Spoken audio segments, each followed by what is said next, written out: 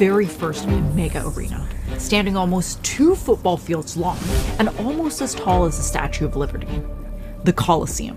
Roman Empire's greatest architectural achievement, a psychological device capable of controlling the emotions of 50,000 people all at once, with a hidden mechanism that could summon wild animals from darkness and grow forests to reenact naval battles. For that time, it almost felt supernatural.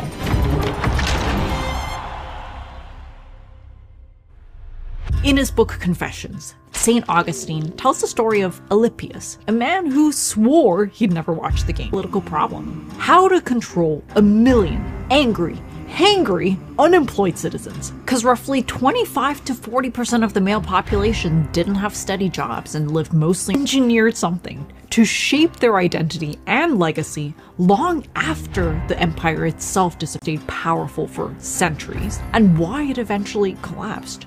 We need to understand their greatest mind control machine ever created.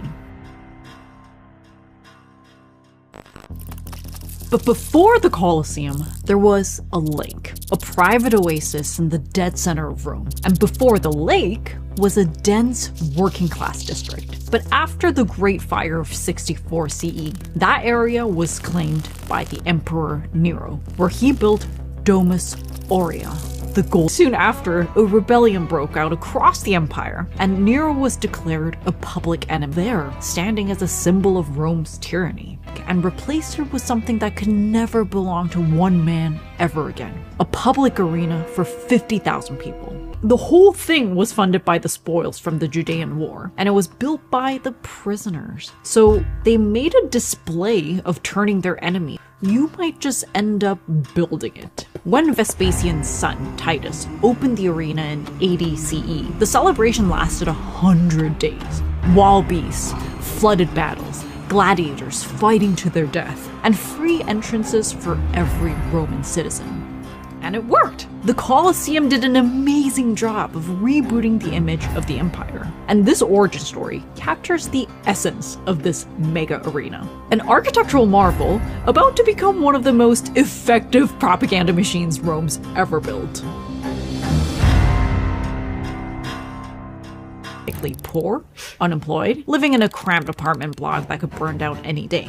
Your day normally starts before sunrise because the building gets unbearably hot thanks to the paper-thin walls. You sleep in a tiny room with your 4 kids and a wife who, well, let's not get started here. Most days, you're looking for work. Hauling stones, sweeping the streets, you'll even clean out the toilets for a couple coins. Cause you're not getting your grain rations till next week. But today, it's different. Today, the games are on. You walk past the markets, the temples, the pigsty, and then you see it. The Colosseum. The largest structure you've ever seen in your life. As you get closer, you're swept in the flow of thousands of other Romans, all funneling towards the gates. You pour in through the vomitoria, moving up the ramps and stairs until you find your level. Suddenly, you're standing, shoulder to shoulder, because to sit would be soft, very un-Roman, like those idiots below you. Those filthy rich merchants and those pampered senators, sitting on their cushioned marble seating, sweating through their silk.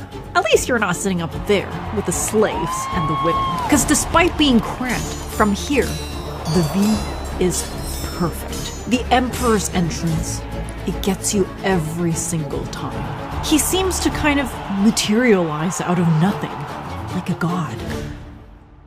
The Emperor takes, and the Emperor gives.